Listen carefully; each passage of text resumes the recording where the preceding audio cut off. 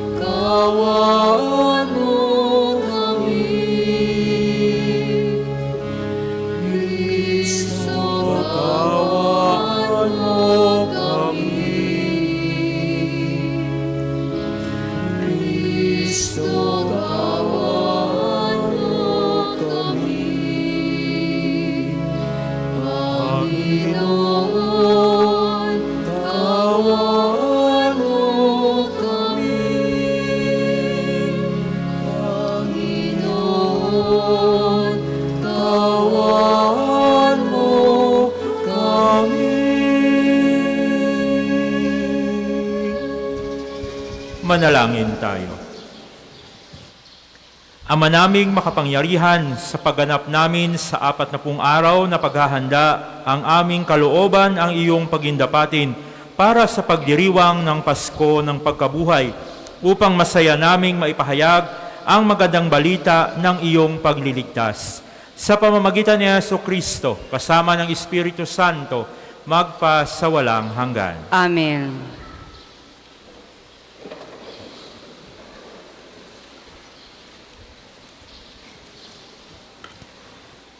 Pagbasa mula sa aklat ni Propeta Ezekiel. Bumalik kami sa pintuan ng templo. Sa ilalim nito'y may agos ng tubig papunta sa silangan. Ang templo'y paharap sa silangan. Ito'y nagmumula sa gawing timog na bahagi ng templo, sa gawing timog ng altar. Lumabas kami sa pintuan sa gawing hilaga, at iniligid niya ako, papalabas sa pintuan sa gawing silangan.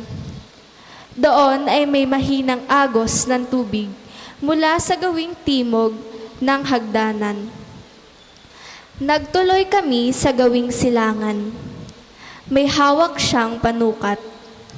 Sumukat siya ng 500 metro. Pagkatapos, lumusong kami sa tubig na hanggang bukong-bukong. Sumukat uli siya ng 500 metro, at nang lumusong kami sa tubig, ito'y hanggang baywang.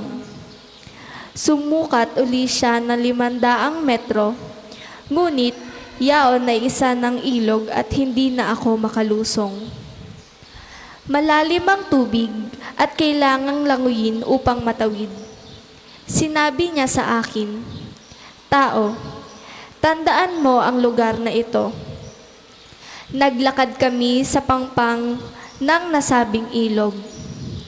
Nang ako'y pabalik na, nakita ko ang makapal na puno sa magkabilang pangpang ng ilog. Sinabi niya sa akin, "Ang tubig na ito ay papunta sa dakong silangan, hanggang dagat na patay. Pag-abot nito sa dagat na patay, malilinis ang tubig nito. Lahat ng lugar ay na maaagusan nito ay magkakaroon ng lahat ng uri ng hayop at isda. Pagdating ng agos na ito sa dagat na patay, magiging tabang ang tubig ng dagat. Lahat ng lugar na aabutin nito ay magkakaroon ng buhay. Sa magkabilang pangpang ng ilog ay tutubo ang sari-saring punong kahoy na makakain ang bunga. Hindi malalanta ang mga dahon nito, ni mawawalan ng bunga pagkat ang didilig dito ay ang tubig na umaagos mula sa templo. Ito ay patuloy na mamumunga sa buong taon. Ang bunga nito ay pagkain at gamot naman ang mga dahon." Ang salita ng Diyos. Salamat sa Diyos. Ang tugon po sa Salmo, Diyos na makapangyarihay, kapiling nating kanlungan. Diyos na makapangyarihay, kapiling nating kanlungan. Ang Diyos ang lakas natin at kanlungan, at handang saklolo kung may kaguluhan. Di dapat matakot, mundo'y mayanigman. Kahit nasa dagat, ang bundok mabuwal. Diyos na makapangyarihay, kapiling nating kanlungan. May ilog ng galak sa bayan ng Diyos. Sa banal na templo'y ligaya ang dulot. Ang tahanang lungsod ay di masisira. Ito ang tahanan ng Diyos na dakila. Mula sa umaga ay kanyang alaga. Diyos na makapangyarihay, kapiling nating kanlungan. Nasa atin ang Diyos makapangyarihan, ang Diyos ni Jacob na ating kanlungan. Anuman ang kanyang ginawa sa lupa, sapat ng pagmasdan at ika'y hahanga. Diyos na makapangyarihay, kapiling nating kanlungan. Magsitayo pong lahat.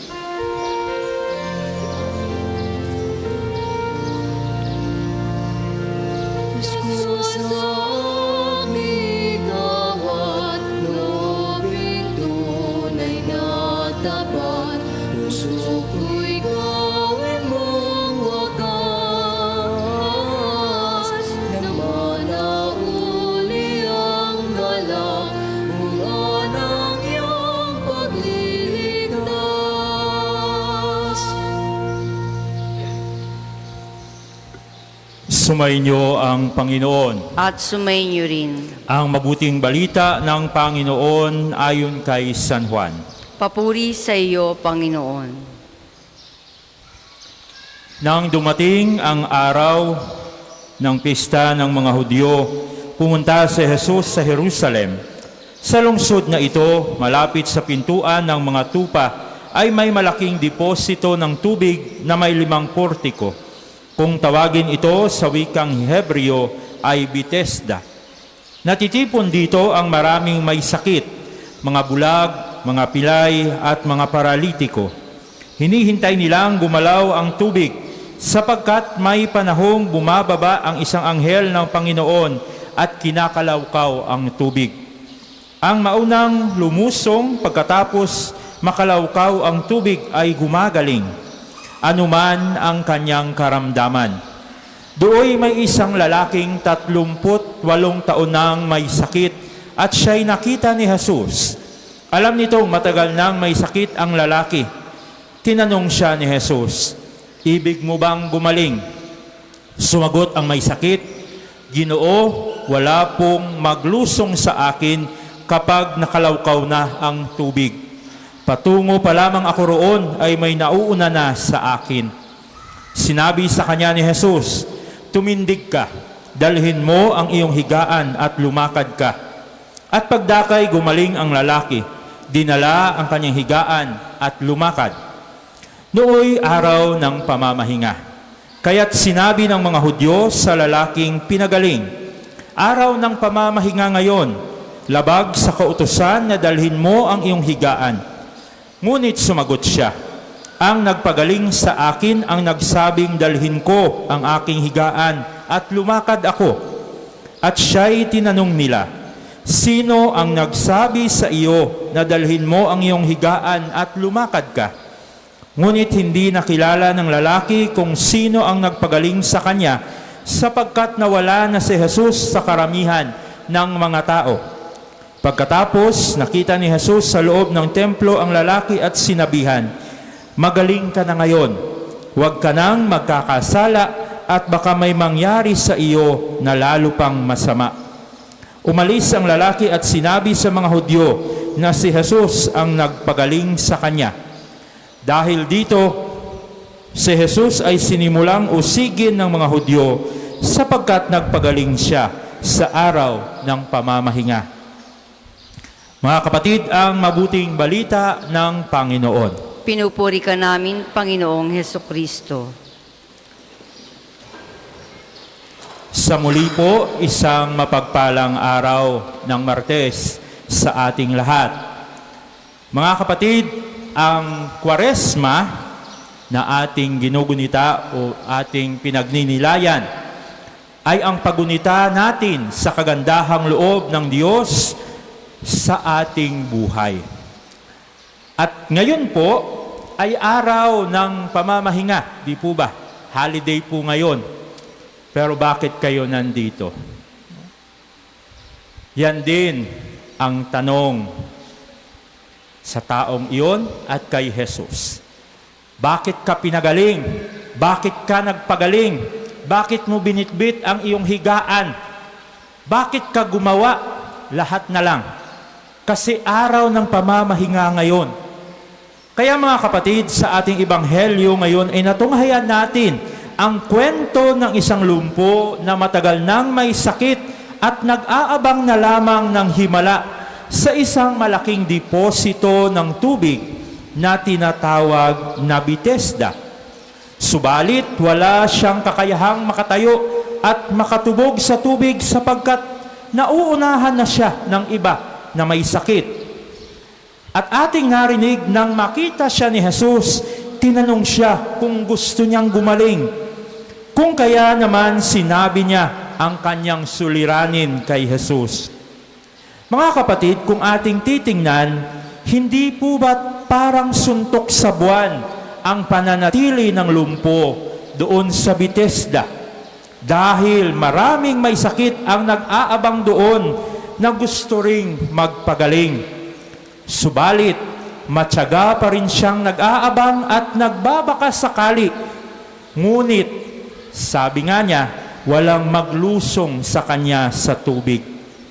At batid naman ni Jesus ang kalagayan ng lumpong ito at alam din niya na matagal na itong may sakit.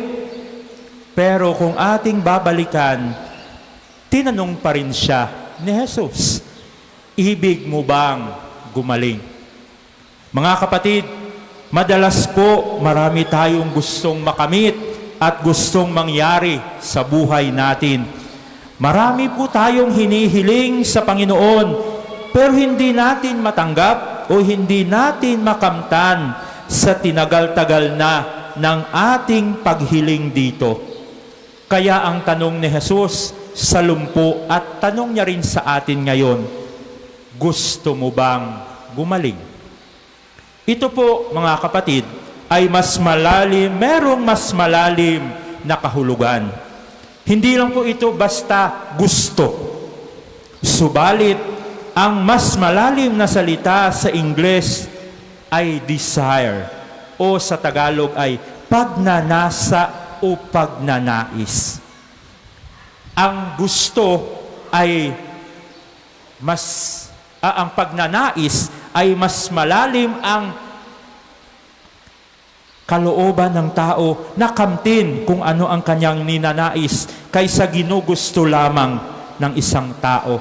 Kaya ang sabi ni Jesus sa kanya, tumindig ka, dalhin mo ang iyong higaan at lumakad ka. Ito po ang sagot ni Jesus sa ating ebanghelyo. Tumindig ka. Hindi binuhat ni Jesus yung lumpo.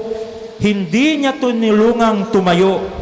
Bagkus, binigyan niya lamang ito ng instruction o direction para makamit ng lumpong ito ang kanyang ninanais na makatayo at makalakad. Mga kapatid, sa buhay po natin, minsan o madalas, naghihintay tayo ng sign. Di po ba? Lord, give me a sign. Kung ito na, Lord, bigyan mo ako ng ganitong sign. Lord, kung siya na, bigyan mo ako ng ganitong sign. Naghihintay tayo ng konkretong tugon sa mga dinadalangin natin. At madalas, nadidismaya po tayo dahil tila hindi po nahahabag ang Diyos sa atin at sa suliranin na ating matagal nang pinapasan. Pero tayo ay nabibingi o hindi kaya naman ay nagbibingi-bingihan sa sinasabi ni Jesus sa atin araw-araw. Tumindig ka, dalhin mo ang iyong higaan at lumakad ka.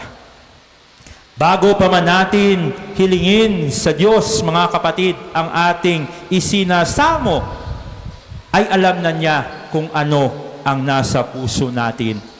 At sa paulit-ulit nating pagsamo, ay paulit-ulit din niyang tinatanong sa atin, gusto mo ba talaga? Is that your final answer? Gusto mo ba talaga? Kasi kung gusto mo, ang sunod niyan na sinabi niya, tumindig ka. Take action. Sapagkat hindi po isusubo ng Panginoon ang ating mga hinihiling sa isang iglap, ay lalabas sa harap natin ang ating hinihiling. Hindi po yan katulad ng commercial ng isang biskwit na babagsak ang ating hinihiling na parang sports car na red na galing sa langit. Mga kapatid, kung ito po ay itinataas na natin sa Kanya at hinihiling natin sa Kanya ng buong puso, congratulate yourself. You deserve a tap on your shoulder. Dahil nalampasan mo na ang unang hakbang. Unang hakbang pa lang po. Ang tanong ay ang pagpapatuloy. Bago pa natin ito hilingin, ay tinanggap na natin ito sa pananalangin. Kung kaya't ang susunod na tanong ay paano? Kapag sinimulan natin ang unang konkretong aksyon para maging ganap ito. At kapag nasimulan na natin, ay maniwala at manampalataya tayo na tayo ay Kanyang gagabayan sa pagsumpong sa ating mga ninanais sa buhay. Mga kapatid, makikita rin naman po dito ang pananampalataya ng lumpong ito at ang kanyang pagnanais na makalakad. Nang marinig niyang sinabi ni Jesus, ay agad siyang tumalima. Hindi na siya nagdahilan na hindi niya kaya. Hindi na siya nagdahilan na matagal na siyang lumpo at di makalakad at kung ano-ano pang dahilan. Bagkus ay tumayo siya at agad at buong pagtitiwala na sumunod sa utos ni Jesus. Mga kapatid, kapag hindi po natin magawa ang pagtindig at paglakad, ay patuloy po tayong magiging lumpo sa ating buhay. Lumpo sa kahihitay ng mga sign at instant himala. At sa huling bahagi po ng aking pagninilay, mga kapatid, ang awa at habag ng Panginoon ay walang pinipiling oras. Ginagawa niya ito ng araw man ng pamamahinga na sa kanilang tradisyon ay bawal ang kanyang ginawa na magpagaling ng may sakit. Subalit, mas nangibabaw kay Jesus ang habag ng Diyos sa isang taong matagal nang pinahihirapan ng kanyang karamdaman. Ang awa at habag po ng Panginoon ay walang hanggan. Matutong makinig sa kanyang direksyon at tumugon dito ng buong puso. Agad-agad, wala nang pero-pero, wala nang kasi-kasi. Agad-agad, buong pagtitiwala na gawin ang kanyang ipinapagawa sa atin. Maging ang mga imposible ay magiging posible kung si Jesus ang kasama natin sa ating paglalakbay sa buhay at sa ating pananampalataya. Amen. Tumayo na po tayong lahat at ating handa ang ating sarili sa pag-aalay. Para po sa maghahandog ng sobre, pakihulog na lamang po sa buslo. Magsiupo po ang lahat.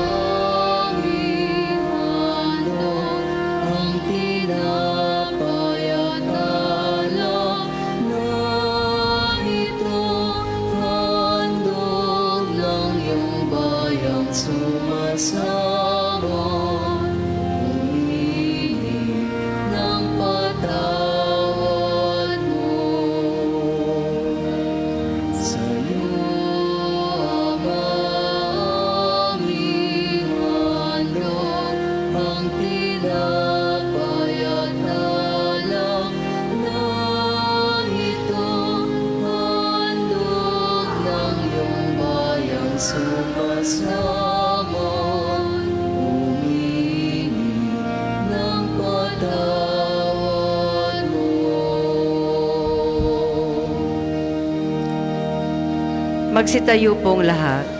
Manalangin kayo mga kapatid upang ang paghahain natin ay kalugdan ng Diyos amang makapangyarihan sa lahat.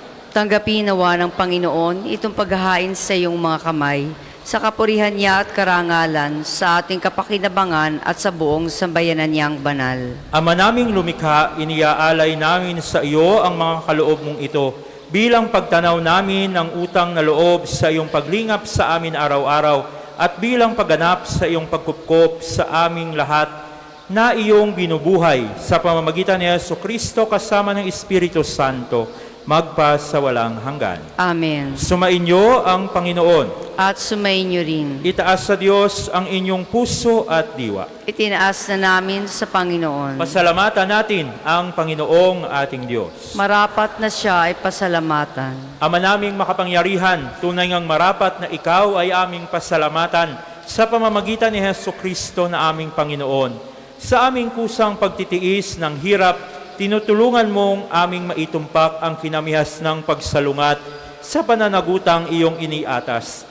Sa aming pagtulad sa anak mong mahal na nagpakasakit para sa tanan, ang pagsisikap namin iyong kinalulugdan at ang pagpapakabuti namin ay iyong ikinararangal. Kaya kaisa ng mga anghel nagsisiawit ng papuri sa iyo nang walang humpay sa kalangitan, kami nagbubunyi sa iyong kadakilaan.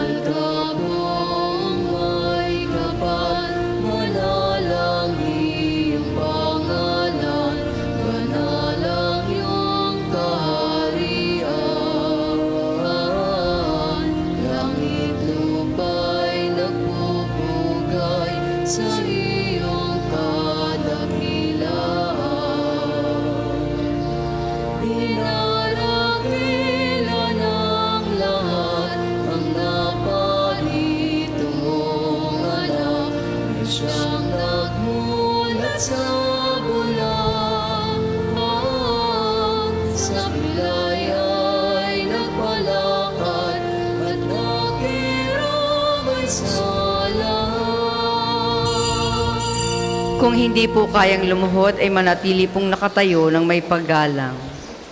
Ama naming banal, ikaw ang bukal ng tanang kabanalan. Kaya sa pamamagitan ng iyong Espiritu, gawin mong banal ang mga kaloob na ito upang para sa amin ay maging katawan at dugo ng aming Panginoong Hesukristo. Bago niya pinagtiis ang kusang loob na maging handog, hinawakan niya ang tinapay, pinasalamatan kanya, iniabot sa kanyang mga alagad at sinabi, "Tanggapin ninyong lahat ito at kanin. Ito ang aking katawan na ihahandog para sa inyo.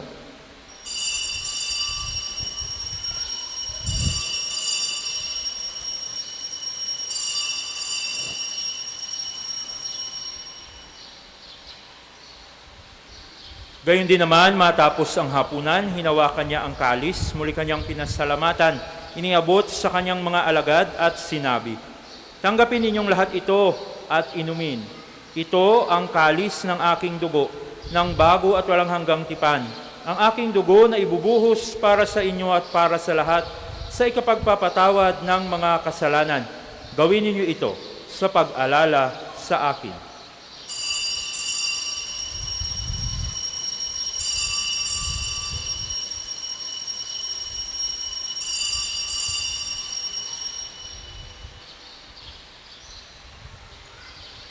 Ipagbunyi natin ang misteryo ng pananampalataya.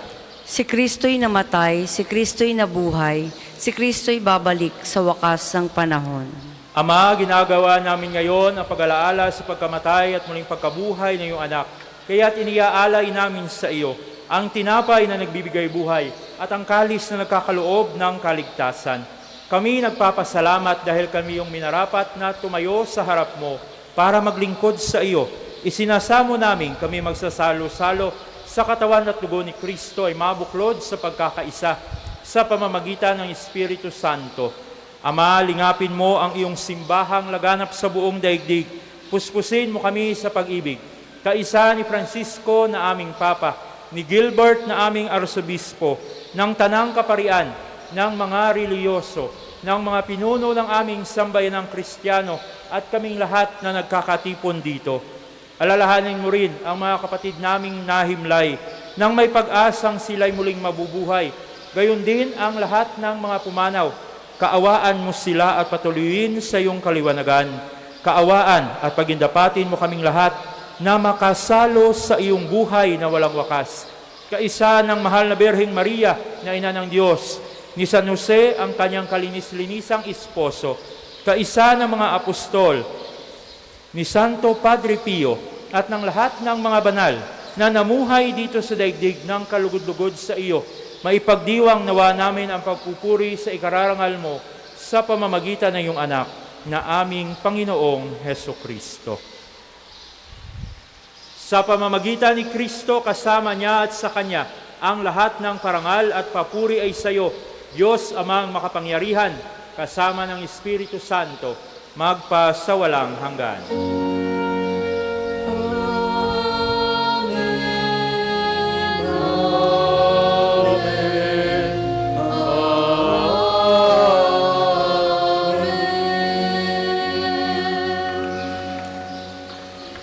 Sa tagubili na nakagagaling na utos at turo ni Jesus na Panginoon natin at Diyos, ipahayag natin ng lakas loob.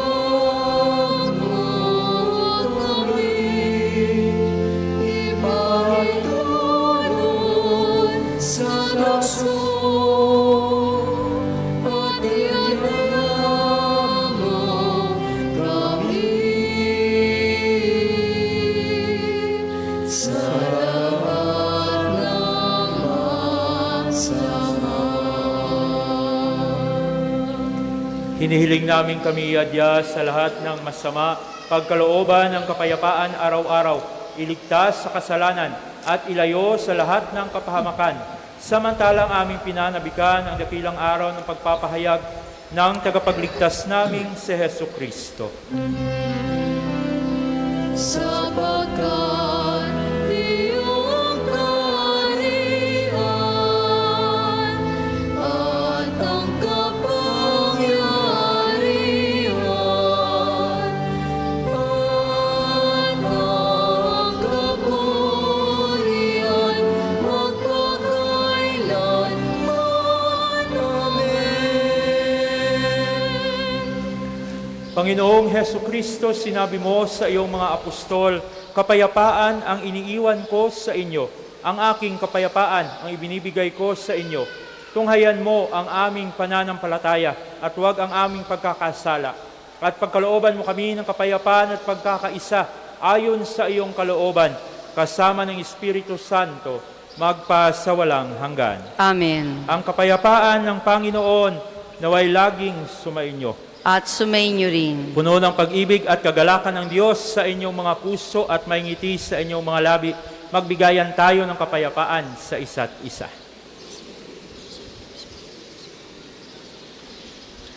Kordero ng Diyos na nag-aalis sa mga kasalanan ng sanlibutan, maawa ka sa amin. Kordero ng Diyos na nag-aalis sa mga kasalanan ng sanlibutan, maawa ka sa amin. Kordero ng Diyos na nag-aalis sa mga kasalanan ng sanlibutan, ipagkaloob mo sa amin ang kapayapaan. Kung hindi po kayang lumuhod ay manatili pong nakatayo ng may paggalang.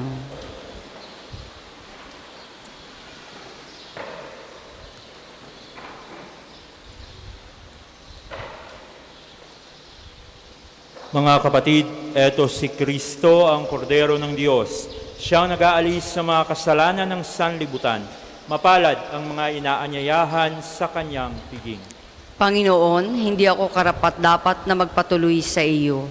Ngunit sa isang salita mo lamang ay gagaling na ako.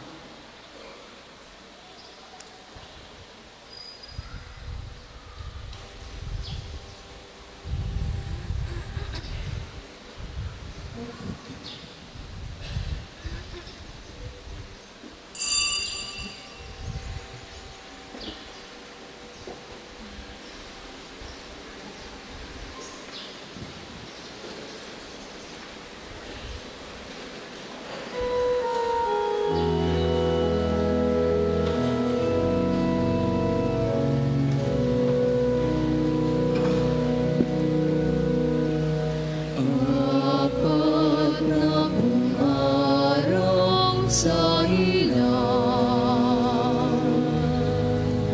gutom mo awa iyong naranasan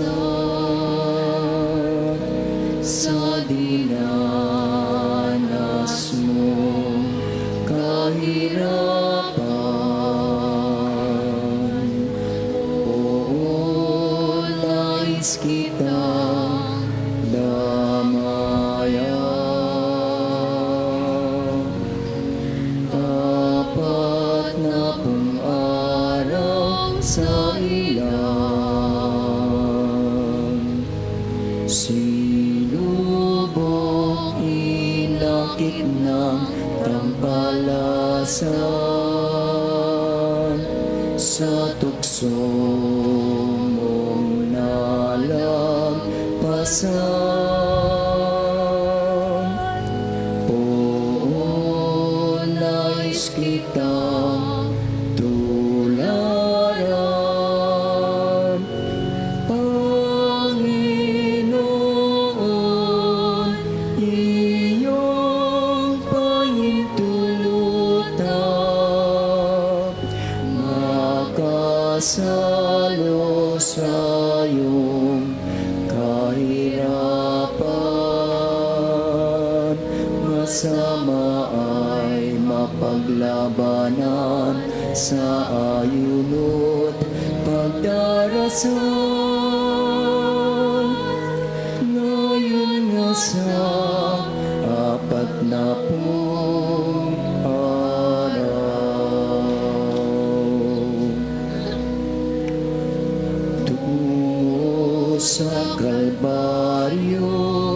inasam. Ang krus ng aming kasalanan sa hapis ng Birheng mahal. Oo, nais ko siyang samahan. Panginoon, iyong pahintulutan, makasalo sa iyong kahirapan. Masama ay mapaglabanan sa ayuno pagdarasal. Ngayon nga sa 40 araw.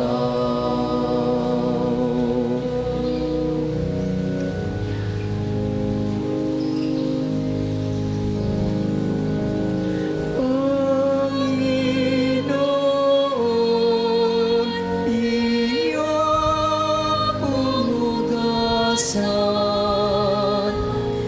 lahat ng aming kasalanan.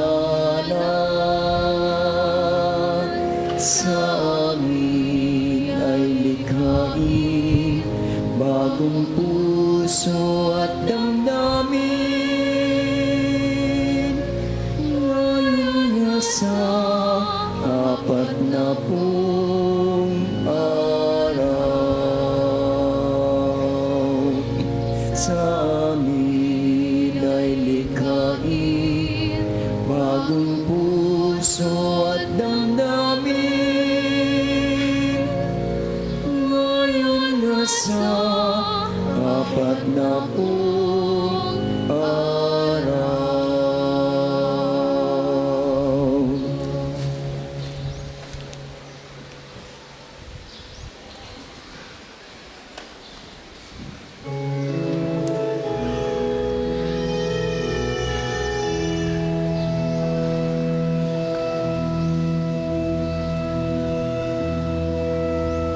Sa pag-inom ng sinuman sa tubig na aking bigay, di na muli mauuhaw pagkat ito ay bubukal sa buhay na walang hanggan.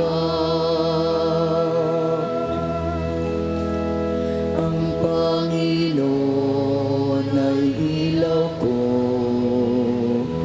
at kaligtasan.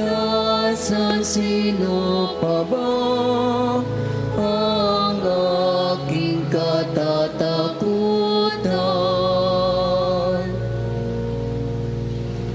Ang isasagawa pong second collection ay ginagamit para sa patuloy na pagpapaunlad ng parokya at pambansang dambana ni Santo Padre Pio at para sa mga pangangailangan ng matatanda at may sakit na mga pari ng Archdiocese ng Lipa. Salamat po sa inyong mga handog.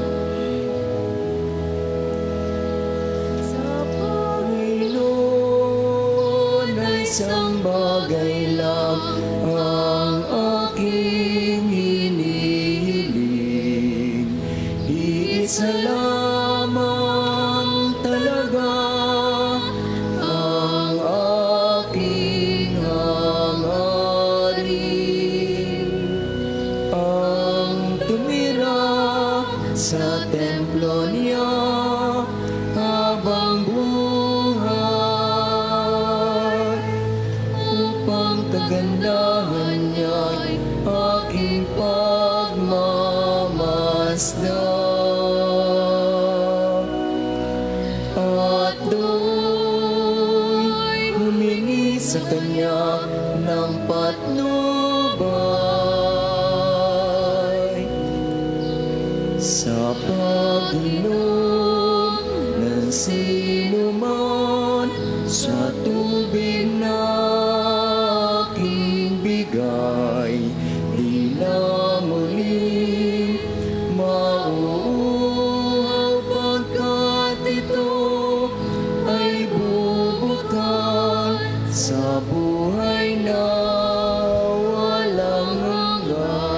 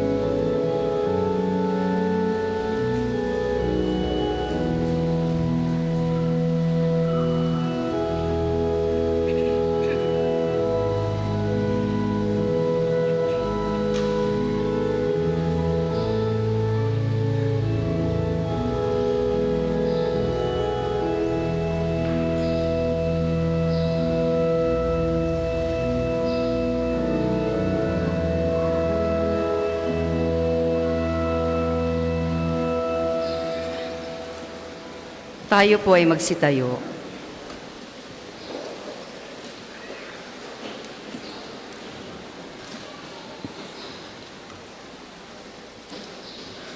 Manalangin tayo.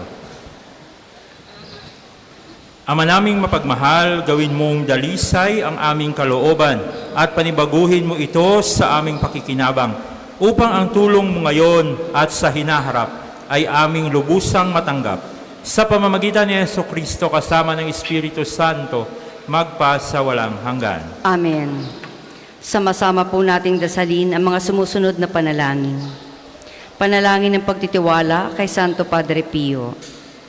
Padre Pio, taga Petrelcina, Mongheng Banal, Pintakasing Santo ng Milenyong Kasalukuyan, gabay namin sa pagtahak sa landasing makalangit, takbuhan sa pangangailangan, huwaran ng pagtitiis. Sa iyo namin ilalapit aming mga kagipitan. Sa iyo po binibilin kalusugan at kabuhayan.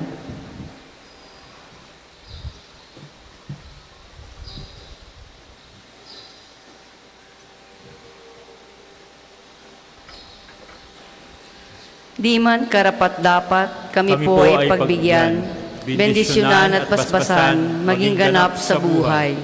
Lumayo nawa kami, umiwas sa kasalanan, lumapit lagi sa Diyos, maging matatag at matibay. Sa mabuting balita ng pagliligtas, turuan mo kami nawa, sa tuwin ay makinig, magnilay at sumampalataya. Amin pong pakiusap itong mga kahilingan. Puso ay nagsisisi, nagtitikang taimtiman.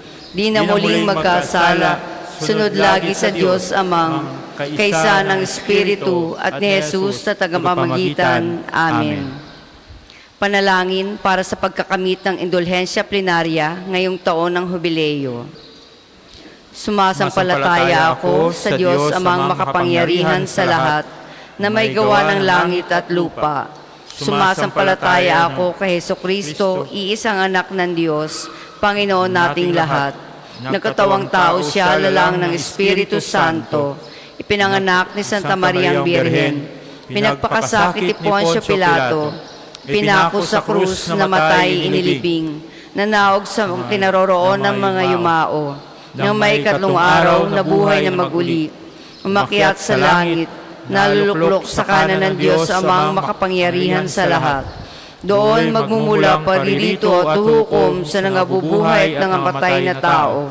Sumasampalataya naman ako sa Diyos Espiritu Santo, sa banal na simbahang katolika, sa kasamahan ng mga banal, sa kapatawaran ng mga kasalanan, sa pagkabuhay na maguli ng nangamatay na tao, at sa buhay na walang hanggan. Amen. Ama namin, sumasalangit ka, sambahin ang ngalan mo.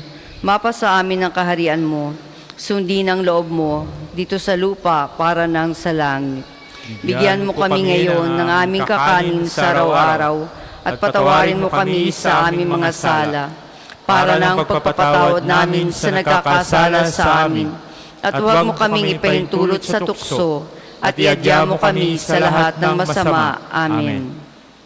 Aba, Ginoong Maria, napupuno ka ng grasya, ang Panginoong Diyos ay sumasa iyo. Bukod kang pinagpala sa babaeng lahat, at pinagpala rin naman ang iyong anak na si Jesus. Santa Maria, Ina ng Diyos, ipanalangin mo kaming makasalanan, ngayon at kung kami mamamatay. Amen. Papuri sa Ama at sa Anak at sa Espiritu Santo, kapara nung una, ngayon at magpasawalang hanggan. Amen. Magsiupo po ang lahat. Mga patalastas, una sa inyong pagdalaw sa pambansang dambana, mangyaring pakaingatan ng inyong mga personal na gamit. Hangad namin ng isang matiwasay at maayos na pagbisita sa National Shrine. Ikalawa, nais po naming ipagbigay alam sa inyo na ang Padre Pio Healing Bundle ay available sa ating mga tindahan. Ang langis na kasama nito ay may halo ng langis na mula sa puno ng olibo na binasbasan ni Padre Pio noong siya ay nabubuhay pa. Naway maging daan ang ating healing bundle sa pagkakamit ng kagalingang mula sa Diyos. Ikatlo, ngayon po ay taon ng hubileo. Sa inyong pagdalaw sa pambansang dambana bilang isang Jubilee Church, kayo po ay inaanyayahan naming magpatatak ng inyong Pilgrim's Card na nakapaloob sa Pilgrim's Prayer Guidebook na available sa ating opisina. Nakapaloob din dito ang kahalagahan ng pagdiriwang ng taon ng hubileo, ang paliwanag tungkol sa indulhensya plenaria at mga panalangin kay Padre Pio. Halina't ating suportahan ang gawaing ito bilang mga manlalakbay ng pag-asa ngayong taon ng hubileo. Ang susunod pong misa ay sa ganap na 12 ng tanghali. Maraming salamat po at mangyaring panatilihin natin ang kalinisan, katahimikan at diwa ng pananalangin sa loob at labas ng ating mga simbahan. Magsitayo na po ang lahat para sa pagbabasbas ng religious articles.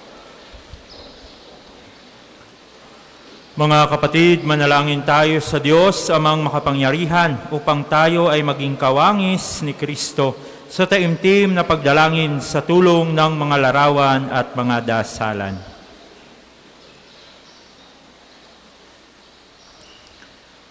O Panginoong Diyos, Ikaw ang bukal ng lahat ng pagpapala at biyaya. Ibuhos mo ang iyong bendisyon sa mga gamit na ito sa pananalangin, mga rosaryo, imahin at dasalan, na nagpapaalala ng iyong kabutihan, kabanalan at pagmamahal sa amin, upang ang lahat na dumulog at magdasal gamit ang mga ito ay magtamo ng iyong awa at biyaya. Loobin mong tularan nila ang kabanalan at aral ng Panginoon at ng mga santo, magpas sa walang hanggan. Amen. Ama namin, sumasalangit ka, sambahin ang ngalan mo, mapasa amin ang kaharian mo, sundin ang loob mo, dito sa lupa para nang sa langit. Bigyan mo kami ngayon ng aming kakanin sa araw-araw, at patawarin mo kami sa aming mga sala, para nang pagpapatawad namin sa nagkakasala sa amin, at huwag mo kaming ipahintulot sa tukso, at iadya mo kami sa lahat ng masama. Amen. Aba, Ginoong Maria, napupuno ka ng grasya, ang Panginoong Diyos ay sumasa iyo. Bukod kang pinagpala sa babaeng lahat, at pinagpala naman ang iyong anak na si Jesus. Santa Maria, Ina ng Diyos, ipanalangin mo kaming makasalanan, ngayon at kung kami mamamatay. Amen. Luwalhati sa Ama at sa Anak at sa Espiritu Santo, kapara nung unang-una, ngayon at magpasawalang hanggan. Amen. Ama namin, sumasalangit ka, sambahin ang ngalan mo. Mapasa amin ang kaharian mo, sundin ang loob mo dito sa lupa para nang sa langit. Bigyan mo kami ngayon ng aming kakanin sa araw-araw at patawarin mo kami sa aming mga sala para nang pagpapatawad namin sa nagkakasala sa amin at huwag mo kaming ipahintulot sa tukso at iadya mo kami sa lahat ng masama. Amen. Aba, Ginoong Maria, napupuno ka ng grasya, ang Panginoong Diyos ay sumasa iyo. Bukod kang pinagpala sa babaeng lahat at pinagpala naman ang iyong anak na si Jesus. Santa Maria, Ina ng Diyos, ipanalangin mo kaming makasalanan, ngayon at kung kami mamamatay. Amen. Luwalhati sa Ama at sa Anak at sa Espiritu Santo, kapara nung unang-una, ngayon at magpasawalang hanggan. Amen.